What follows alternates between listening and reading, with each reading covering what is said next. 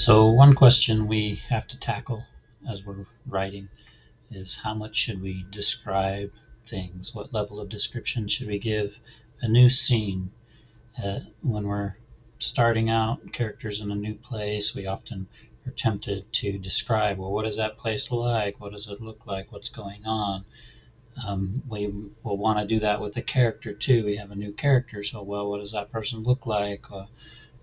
How do they sound? Things like that. So we have to decide, well, what level of description are we going to put into our story there? So let's just kind of look at a sample paragraph here. The valley lay beneath a pale gray sky, its winding road crossing a moss-covered wooden bridge before reaching the quiet village of Ashford. Timber cottages with thatched roofs clustered around a weathered well, their chimneys sending thin streams of smoke into the still morning air. Chickens wandered between wooden fences, and neat gardens surrounded many of the homes. Beyond the village, dark forest climbed the mountain slopes until they disappeared into low clouds. So this sounds great. This is a good description. It's not bad of this place, Ashford.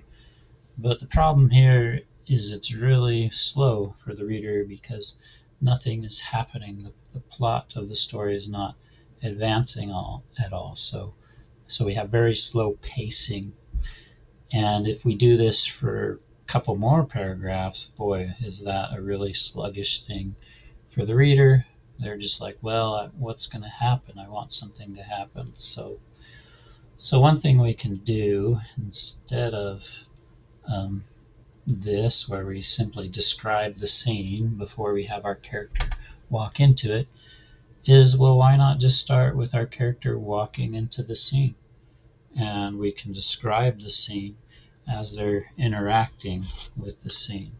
So, for example, if we said Cale, that's our character, urged his horse down the valley road, keeping one hand on the reins and the other, near the knife at his belt. The wooden bridge groaned beneath the horse's weight. Say it's working the bridge, right? It's moss covered, stones slick from the morning mist. Ashford waded beyond the river.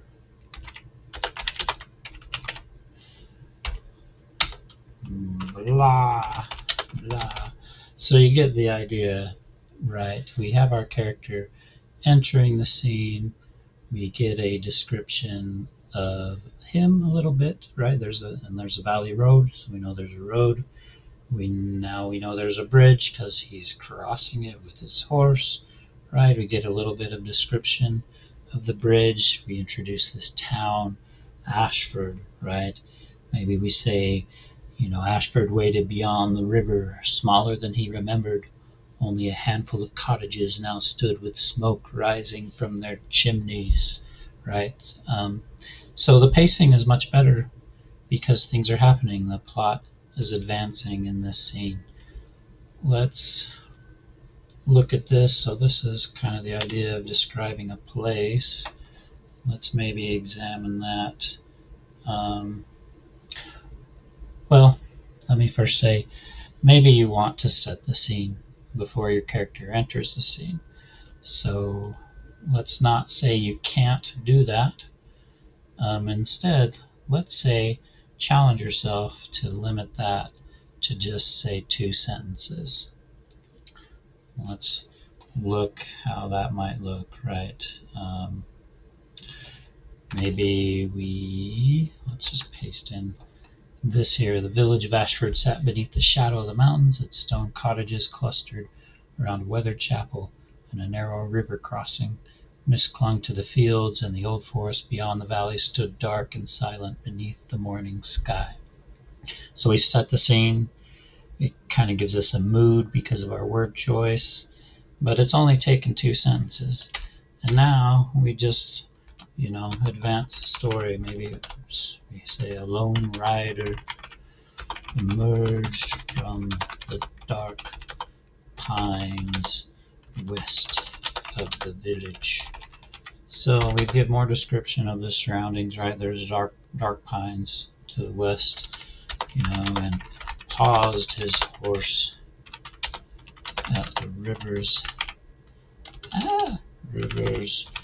edge.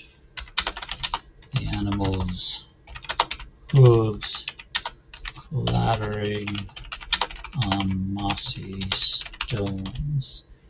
Okay, so here we have mossy stones next to the river. Maybe there's not a bridge, right? And that's one thing, if you over-describe a scene as your character's entering into it, you also kind of lock yourself into what that scene's going to be. And if as the plot's developing you decide, oh, maybe I don't want there to be a bridge, maybe I just want it to be a shallow ford where people cross the river, right? Well, you've already just established that there was a bridge. Right now you got to work with that. But if you create the scene as the character interacts with it, right, then you have the flexibility for things to be how you need them to be with the story, and doing it in a way that can still be believable. But anyway, all right. So it's okay. Establish the mood. That's all right. A couple sentences with nothing happening. That's just fine. But try to limit yourself to just 2 sentences when you do that. Let's do a character description, an example of that. Maybe. Get a text box there, and then let's just paste a description here. Okay, we have this character Willem, right? And we want to describe him, so here's a prepared description of Willem. Willem was a tall man with brown hair and brown eyes. He was 30 years old and had a lean build from years of physical labor. He wore a dark leather coat over a plain wool tunic, along with worn boots and a belt that held a small pouch and a simple knife. His face was narrow, with a straight nose and a few faint scars along his cheek. His hair was kept short, and he usually maintained a serious expression. He was an experienced soldier who traveled through many lands and carried himself with confidence. Okay, this is a great description, but it's boring, right? It's nothing's happening. And how many of these details is the reader really going to remember as we move on in the story? They actually might not remember a whole lot, right? So let's contrast this with another sample I've prepared for you here. Let's see how that looks when we mix this in with the plot. I just want that a different color. Be green. Be green. Alright, so we're trying to mix in the description as the plot moves, right? So we start with Willem. How much do we need to know about him to know that he exists, right? Willem pushed through the crowded market, keeping his eyes on the road ahead as merchants shouted and wagons rolled past. A passerby moved aside when he noticed the scar along Willem's cheek and the hard expression that years of fighting had left behind, right? So we have somebody reacting to him, right? We get a scar thrown in. We get this idea of him having years of experience fighting, right? But that's as he's walking through this place and people are reacting to him. At the fountain, Willem removed his gloves, revealing the calloused hands of a man who had spent more time holding a sword than a pen, right? We get imagery of his hands as his hands are doing something. We're just working it in. When he finally reached the city gates, the guards recognized the faded emblem on his worn leather coat and straightened, remembering the soldier he had once been. So we know that he used to be a soldier. We know that the guards know him, right? We're getting these details about him, but the plot's moving along. He has moved through the market, right? He's passed people and he's come to the city gates. We've used the same amount of words. We don't have the same level of description of him, right? But in a way, we got way too much description before. Do we really care what he's wearing. Sometimes we care what he's wearing, right? It's fun, and sometimes it's important, right? But how much does that matter? How critical is it to our story? Can the reader imagine him without you telling them every detail about him? Let the reader's imagination fill in details, details that you don't necessarily need to give, right? They can flesh him out and fill out the blanks as he interacts with the world. You give just enough description to make him impressionable, right? Think of 2 to 3 memorable traits, right? So we got that with Willem, right? We got the idea of a scar. We got this idea of battle hardened, right?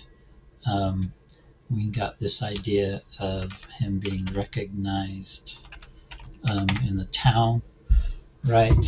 Maybe that's not a memorable trait. Maybe we only got 2 memorable traits, right? This guy has a scar and he's battle hardened. And maybe we just add extras as we're writing the story about him.